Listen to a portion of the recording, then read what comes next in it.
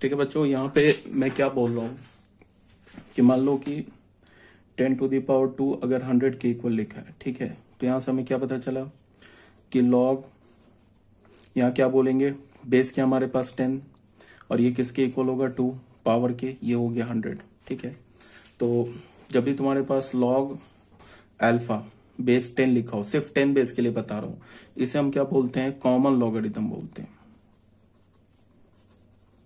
Common logarithm बोलते हैं। Log मान लो कि अल्फा बेस ई है, जिसको हम क्या लिखते हैं, लॉग ऑफ अल्फा, जिसको हम क्या लिखते हैं, ln e। इसे हम क्या बोलते हैं, नेचुरल लॉगरिथम बोलते हैं।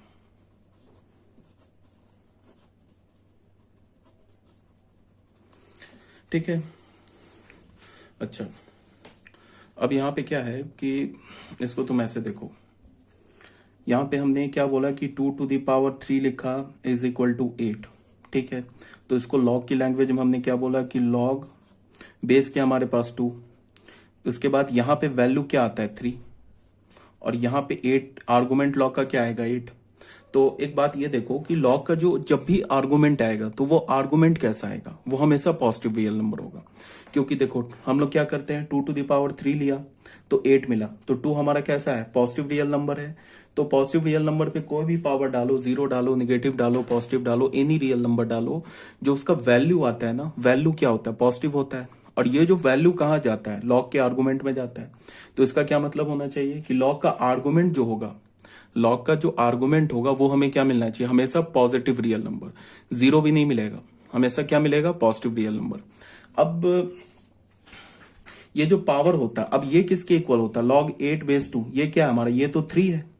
अब यहाँ पे हम पावर, ये देखो 2 पे पावर तो हम कुछ भी डाल सकते हैं ना, 2 पे पावर हम 0 भी डाल सकते हैं, 2 पे पावर हम निगेटिव भी डाल सकते हैं, 2 पे पावर पॉजिटिव भी डाल सकते हैं। तो लॉग का जो वैल्यू होगा, मेरा कहने का क्या मतलब है, लॉग का जो वैल्यू होगा वो एनी रियल नंबर हो सकता है। ये है ना लॉग का वैल्यू 3 है ना, लॉग 8/2 का वैल्यू क्या है, 3 है। तो लॉग का जो वैल्यू होगा किसी भी बेस पर, वो कोई भी रियल नंबर हो सकता है, बट लॉग का जो आर्गुमेंट होगा वो हमेशा पॉजिटिव रियल नंबर होगा। ठीक है, अब फिर क्या है कि जो बेस लेते हैं हम लोग, वो बेस किसके इक्वल होता है, ये तो एक्सपोनेंशियल फंक्शन का इनवर्स है ना, लॉगरिथमिक फंक्शन। तो बेस हम लोग किस पर लेते हैं, बेस तो हम लोग क्या लेते हैं, पॉजिटिव रियल नंबर लेते हैं, एक्सक्लूडिंग 1। तो इसका मतलब क्या है कि लॉग का जो बेस होगा, बेस वो हमेशा पॉजिटिव रियल नंबर होना चाहिए, एक्सक्लूडिंग 1 को छोड़ के। तो अब मैंने क्या बोला कि अगर मान लो एक हमने ऐसा फंक्शन बना लिया, y is equal to F x is equal to log x base A. ठीक है, अब मैं बोलूं कि x कौन कौन सा वैल्यू ले सकता है, तो x जो है ना सिर्फ पॉजिटिव रियल नंबर ले सकता है, सिर्फ x क्या होगा हमारा, पॉजिटिव रियल नंबर। a का जो वैल्यू होगा, a क्या होगा, a is greater than 0 except 1। a क्या होगा, पॉजिटिव रियल नंबर होगा 1 को छोड़ के। तो हमने एक ऐसे फंक्शन डिफाइन कर लिया। अब ये जो फंक्शन है ना, ये इनवर्स है, किसका इनवर्स है, एक्सपोनेंशियल फंक्शन का। क्यों है, बिकॉज मान लो कि हमने एक फंक्शन लिया एफ एक्स, a⁻x लिया, इसको हमने y मान लिया, तो यहां से लॉग की लैंग्वेज में हम क्या बोलेंगे, log y base a is equal to x। इसका क्या मतलब है कि एक्सपोनेंशियल फंक्शन का जो डोमेन होता है ना, डोमेन इनवर्स फंक्शन में क्या होता है कि अगर मान लो f फंक्शन का इनवर्स g फंक्शन है, तो f फंक्शन का जो डोमेन होगा ना, वो g फंक्शन का रेंज बन जाएगा, और f फंक्शन का जो रेंज होगा ना, वो g फंक्शन का डोमेन बन जाएगा। इसको ध्यान में रखो। अब जैसे हमने यहाँ पे क्या बोला कि एफ एक्स हमने ले लिया, a⁻x is equal to y, एक फंक्शन ले लिया, तो इसको हम लॉग के टर्म में कैसे लिखेंगे, ये y कहां से आया, y क्या आया, ये जो एफ एक्स फंक्शन है ना, उसका रेंज आया ना, रेंज बन गया ना लॉग का आर्गुमेंट। लॉग का आर्गुमेंट क्या बन गया, y फंक्शन का रेंज। और y फंक्शन का रेंज क्या होगा, जो हमारे पास ये a⁻x फंक्शन है, इसका रेंज क्या होगा, पॉजिटिव रियल नंबर। तो ये लॉग का जो आर्गुमेंट होगा, मीन्स ये जो लॉग ये y होगा, ये क्या होगा, सिर्फ पॉजिटिव रियल नंबर। अब a जो है ना, a क्या हमारा होता है, ग्रेटर देन 0 एक्सेप्ट 1। तो यहाँ जो ये लॉग का जो बेस होगा ना a, ये भी क्या होगा, ग्रेटर देन 0 एक्सेप्ट 1। अब ये x क्या है, ये तो a⁻x का डोमेन है ना, तो a⁻x का डोमेन तो ऑल रियल नंबर होता है। इसका मतलब लॉग y बेस a का वैल्यू क्या होगा, ऑल रियल नंबर। ठीक है, फिर यहाँ पे देखो कि जो एक्सपोनेंशियल फंक्शन का जो रेंज हो रहा है ना, वो लॉग फंक्शन का क्या बन रहा है, लॉग फंक्शन का आर्गुमेंट बन रहा है, और जो एक्सपोनेंशियल फंक्शन का जो डोमेन है ना वो लॉग फंक्शन का क्या बन रहा है, वैल्यू बन रहा है। ठीक है, ये डोमेन है ना एक्स, ये वैल्यू बन रहा है। इसका ये मतलब है कि जो लॉगरिथमिक फंक्शन है, लॉगरिथमिक फंक्शन को अगर मैं ऐसे बोलूं, चाहे तुम बेस ग्रेटर देन ले लो, बेस ग्रेटर देन 1 ले लो, चाहे बेस को 0 से 1 के बीच में ले लो, दोनों में एक ही केस होगा। मान लो एफ एक्स ले लिया हमने, ऐसे ले लिया, ए टू द पावर एक्स ले लिया, वाई ले लिया, यहाँ पे हमने क्या बोल दिया, where a is less than 1 greater than 0, ऐसे बोल दिया। ठीक है, तो भी हमारे पास क्या होगा, लॉग, इसको हम कैसे लिखेंगे, log y base a is equal to x. ठीक है, तो इस केस में भी क्या हो रहा है, हमारा जो आर्गुमेंट है y को हम क्या बोलेंगे, लॉग का आर्गुमेंट। जो आर्गुमेंट है ये एक्सपोनेंशियल फंक्शन का क्या है, रेंज है, और ये जो x है ये एक्सपोनेंशियल फंक्शन का क्या है, डोमेन है। तो इनवर्स फंक्शन में क्या होता है कि f का इनवर्स g है, तो f का डोमेन g का रेंज बन जाएगा, और f का रेंज g का डोमेन बन जाएगा। ठीक है, तो अब हमने फाइनली एक फंक्शन डिफाइन किया, y is equal to F x is equal to log of x base a। एक ऐसे फंक्शन डिफाइन किया, इसमें हमारा डोमेन क्या है, x है, तो यहां पे ऑब्वियस सी बात है कि x क्या होना चाहिए, ग्रेटर देन 0 होना चाहिए। ठीक है, और ये a क्या होना चाहिए, greater than 0, and a should not equal to 1। ये हमारा लॉगरिथमिक फंक्शन फाइनल डिफाइंड हो गया। अगर मैं बोलूं कि इस फंक्शन का डोमेन क्या है, तो वो है r प्लस। ठीक है, 0 टू इंफिनिटी। अगर मैं बोलूं कि इस फंक्शन का रेंज क्या है, इस फंक्शन का, तो वो range all real number. Domain are plus क्यों हो गया, बिकॉज एक्सपोनेंशियल फंक्शन का जो रेंज है ना वो आर प्लस है, और लॉगरिथमिक फंक्शन एक्सपोनेंशियल फंक्शन का इनवर्स है, तो क्या होगा, इस फंक्शन का, लॉगरिथमिक फंक्शन का डोमेन क्या हो जाएगा, आर प्लस, और एक्सपोनेंशियल फंक्शन का जो डोमेन है वो क्या, all real number, and logarithmic function exponential function का इनवर्स है, तो इस लॉगरिथमिक फंक्शन का रेंज क्या हो जाएगा, ऑल रियल नंबर। ठीक है, ये बात क्लियर हो गई होगी। अब आ जाओ, लॉगरिथमिक फंक्शन हमने डिफाइन कर लिया। अब तुम ऐसे देखो, एक्सपोनेंशियल फंक्शन को हमने कैसे डिफाइन किया था, f x is equal to a to the power x रखा था हमने, और इसको क्या बोला था, जब बेस ए, यहां पे हमने मान क्या लिया कि ए इज ग्रेटर देन 1 मान लिया, उस केस में मैं बात कर रहा हूं। इसको हमने क्या बोला, ये क्या होगा, ग्रेटर देन 1 होगा कब, पॉजिटिव एक्स के लिए, इक्वल्स टू 1 कब होगा, एक्स बराबर 0 के लिए, लेस देन 1 कब होगा, एक्स लेस देन 1 के लिए, ये बोला था हमने। ठीक है, अब अगर मैं लॉगरिथमिक फंक्शन लिखता हूं, y is equal to F x is equal to log x base A लिखता हूं, इस फंक्शन का मैं यहां पे इनवर्स लिखता हूं, तो इसको क्या होगा बताओ, इसका क्या मतलब है, हमें तो पता है ना कि लॉगरिथमिक फंक्शन का जो रेंज होगा वो F x function exponential function का डोमेन हो जाएगा, और लॉगरिथमिक फंक्शन का जो डोमेन होगा वो एक्सपोनेंशियल फंक्शन का रेंज हो जाएगा। तो यहां पे तुम ऐसे देखो कि अगर हम y को ना, x को अगर हम पॉजिटिव लेते हैं तो y क्या हो जाएगा, ग्रेटर देन 1। इसका उल्टा करो, y क्या हो जाएगा, ग्रेटर देन 0 कब, जब x क्या हो जाएगा हमारा, ग्रेटर देन 1। उल्टा हो गया। ठीक है, बिकॉज ये एक दूसरे का इनवर्स है ना। यहाँ पे y क्या हमारा, ग्रेटर देन 1 है, कब है, जब x इज ग्रेटर देन 0। तो यहाँ पे क्या हो जाएगा, y क्या हो जाएगा, ग्रेटर देन 0। x का काम देखो, एक्सपोनेंशियल लॉगरिथमिक फंक्शन में x का काम x का काम क्या करेगा, लॉगरिथमिक फंक्शन में जो x है ना वो क्या करेगा, जो y का काम कर रहा है ना एक्सपोनेंशियल फंक्शन में, वो काम x करेगा, किसमें, लॉगरिथमिक फंक्शन में। और लॉगरिथमिक फंक्शन में y कौन सा काम करेगा, जो एक्सपोनेंशियल फंक्शन x में x जो कर रहा है ना वो लॉगरिथमिक फंक्शन में y करेगा, क्योंकि एक दूसरे का उल्टा है। ठीक है, इनवर्स फंक्शन बोलने का क्या मतलब है कि अगर हम f में 1 डालेंगे तो y 2 मिलेगा, तो अगर f का इनवर्स g है तो g में 2 डालेंगे तो y 1 मिलेगा, उल्टा है ना। तो यहाँ पे क्या, अगर x ग्रेटर देन 0 तो y ग्रेटर देन 1 है, तो यहाँ पे क्या, y ग्रेटर देन 0, देख लो y इज ग्रेटर देन 0 कब, when x is greater than 1। अब यहाँ पे देखो, जब हमने x का वैल्यू 0 डाला तो y 1 मिला, इसका क्या मतलब होगा कि y का वैल्यू क्या मिलेगा हमें, 0 कब, जब x का वैल्यू 1 होगा।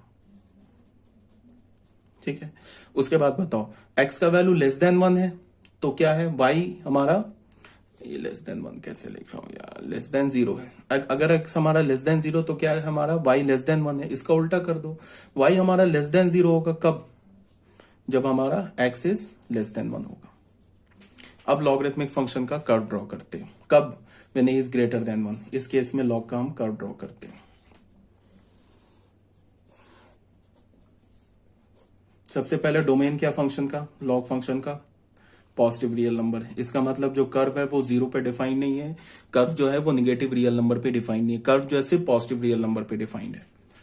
तो ये हो गया, यहाँ पे हमने 1 ले लिया।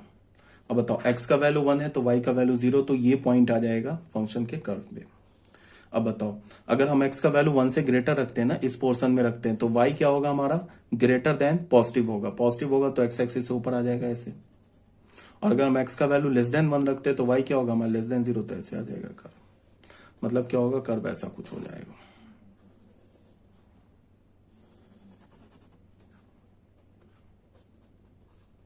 ये कर्व हो जाएगा किसका? y is equal to F x is equal to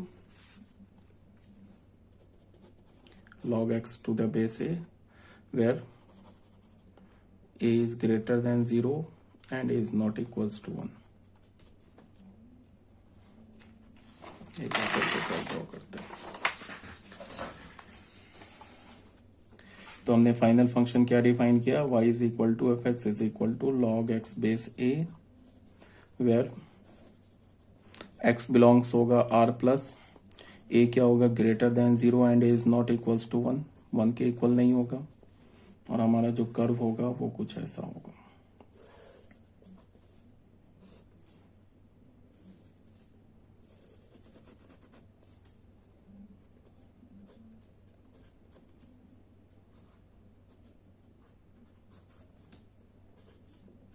ये हमारा फंक्शन हो जाएगा। ठीक है, अब इस फंक्शन को के कर्व को देख के ही तुम बता सकते हो इसका जो डोमेन क्या है हमारा? Positive real number. ठीक है, और उसके बाद इस फंक्शन का रेंज क्या? From minus infinity two plus infinity. इस फंक्शन का तुम शैडो लोगे ना वाई एक्सिस पे, तो पूरा वाई एक्सिस आ जाएगा। और इस फंक्शन का अगर तुम शैडो लोगे, यहां से लेके यहां तक का शैडो लोगे ना, तो ये 1 और 1 से ग्रेटर कवर हो जाएगा। और इस ग्राफ का शैडो लोगे एक्स एक्सिस पे, तो क्या होगा? 0 को छोड़ के 0 से 1 के बीच का सारा कवर हो जाएगा। तो इस फंक्शन का रेंज क्या हो गया? अगर डोमेन की बात करूं फंक्शन का, तो डोमेन क्या हो गया? r plus. और रेंज की बात करूं फंक्शन का, क्या हो गया? All real number. ठीक है, ये हमारा कब था? When a is greater than 0 and a is greater than 1। क्या लिख रहा हूं मैं? इसके लिए था। ठीक है, केस 1 लिया था ना, when a is greater than 1। अब आ जाते हैं बच्चों केस 2 में। जब हमने बेस को क्या बोला? 0 से 1 के बीच में लाई करेगा। तो इस केस में पहले एक्सपोनेंशियल फंक्शन डिफाइन कर लेते हैं। y is equal to F x is equal to a to the power x। ये क्या हो जाएगा बताओ? a to the power x में ये क्या होता है? लेस देन 1 होता है। कब होता है? When x is greater than 0। Equals to 1 होता है कब? When x is equal to 0। और ग्रेटर देन 1 कब होता है? When x is less than 0। ऐसे ही होता है ना। तो एक हमने इसका लॉगरिथमिक फंक्शन डिफाइन किया, y is equal to F x is equal to log of x base A. यहां भी हमारे पास क्या है? सबसे पहले x क्या होगा? Belongs to r plus. उसके बाद a क्या होगा? Lies between 0 and 1।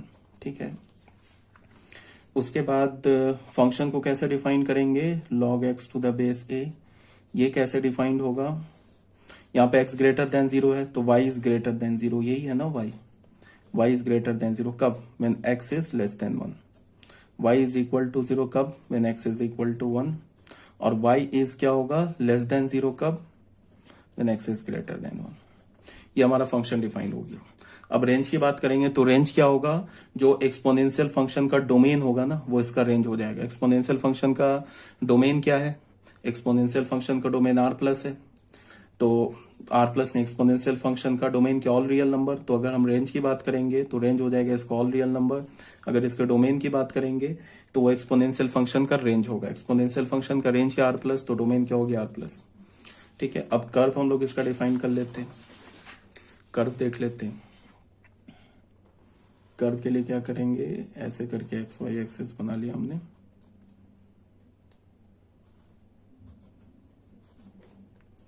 ये हो गया 1। 1 पर क्या है बताओ?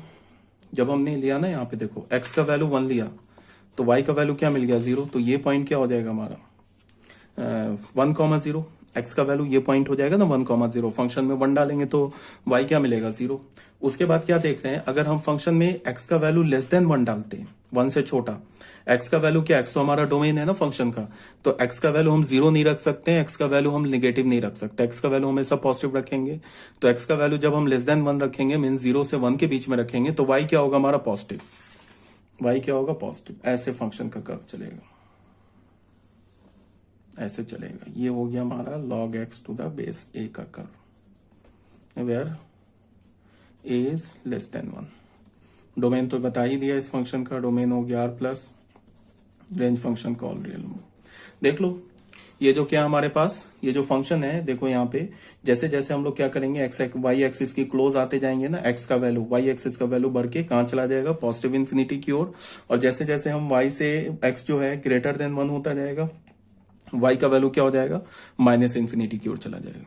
ठीक है, इसको तुम ऐसे भी देखो, इसका क्या मतलब है, ये जो कर्व बन रहा है ना, ये किसके बीच में बन रहा है, वैल्यू वर्सेस पावर के बीच में बन रहा है। क्योंकि जो हम इसमें लॉग फंक्शन में जो x डालते हैं ना, वो वैल्यू डालते हैं, और ये जो पूरा आता है ना log x to the base है, यही y आ रहा है ना, ये log x to the base से क्या आ रहा है, पावर आ रहा है। तो ये एक्चुअली में क्या बन रहा है, वैल्यू वर्सेस पावर का ग्राफ बन रहा है, इसमें बेस कहीं नहीं इन्वॉल्व है। तो तुम ऐसे सोचो कि अगर हमने 1/2 पे पावर x लिया, ये हमने फंक्शन माना, तो यही fx तो वैल्यू है और ये पावर है, इसी वर्सेस पे ग्राफ बन रहा है ना। तो तुम ऐसे सोचो कि हम x का वैल्यू अगर हम यहां पे 0 डालेंगे, x का वैल्यू 0 डालेंगे तो y का वैल्यू क्या मिलेगा 1। तो देखो यहाँ पे 1,0 आ गया।